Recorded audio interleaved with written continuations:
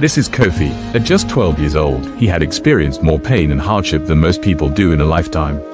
Born and raised on the streets by a mentally ill mother, Kofi had no father, no home, and no one to fight for his future. He spent only 2 years in school before dropping out because the one woman paying his fees disappeared. Hopeless, forgotten, yet incredibly smart. But one day, everything changed. He met Alma, the daughter of a billionaire studying in the best school money could buy, yet struggling to learn. And it was Kofi, the barefoot boy from the gutter, who became her secret teacher. But when Alma's powerful father discovered a homeless child teaching his daughter under a mango tree, what he did next will leave you speechless. Dirty thing, I said leave here. A raw slap of spit landed just inches from Kofi's bare feet. He didn't move. He'd grown used to the insults. The market woman's voice pierced the air again. Is this a rubbish ground? You and that mad woman best shift before I pour water on you. Kofi tightened his grip on his mother, Ajoa, who sat barefoot beside the gutter, mumbling to herself and tracing patterns in the dust with one trembling finger. Her wrapper had fallen halfway, exposing scars and filth, but Ajoa didn't notice. She was lost in another world, one that only she could see. People walked past, some slowed down, some stared. One woman paused, shook her head, and kept walking. No one helped. No one ever did. Kofi was 12 years old, but the streets had aged his soul. He didn't cry anymore when people called him names.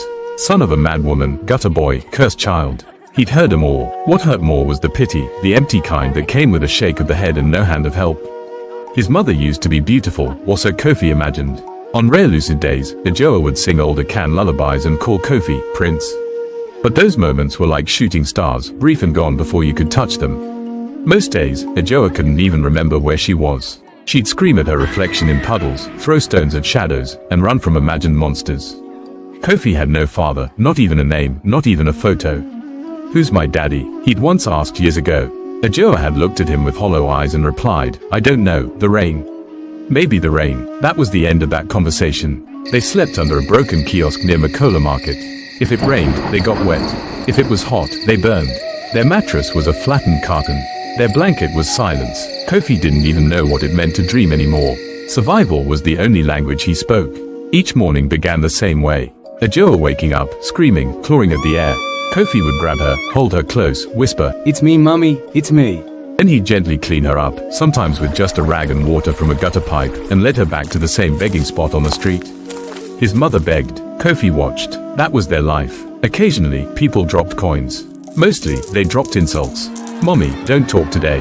Okay, Kofi whispered that morning, tucking his mother's wrapper more tightly around her. Just sit, just be quiet. But Ajoa suddenly stood and shouted at a passing car. Give me my wings. I left them in your boot. The driver honked and swerved. Kofi felt his cheeks burn. He turned and met the eyes of a schoolgirl across the street, neatly dressed, holding a lunchbox. The girl stared for a moment, then quickly looked away, whispering to her friend and laughing. Kofi looked down at his own legs, covered in dust, his toenails chipped, his hands dry. His stomach grumbled, but he ignored it. Hunger was a constant companion. Still, beneath it all, he dreamed.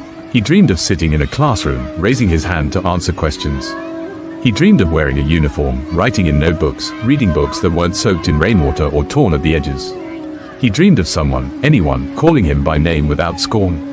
But who would send the son of a mad woman to school?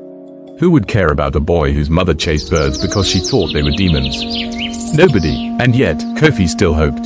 He watched children pass with their backpacks and neat hair, and he whispered to himself, one day he would sit in a real classroom.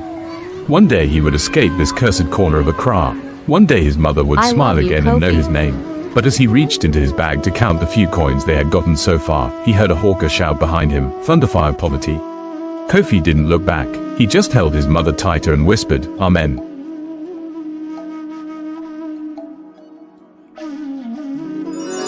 Thanks for watching. Don't forget to like, comment, and subscribe.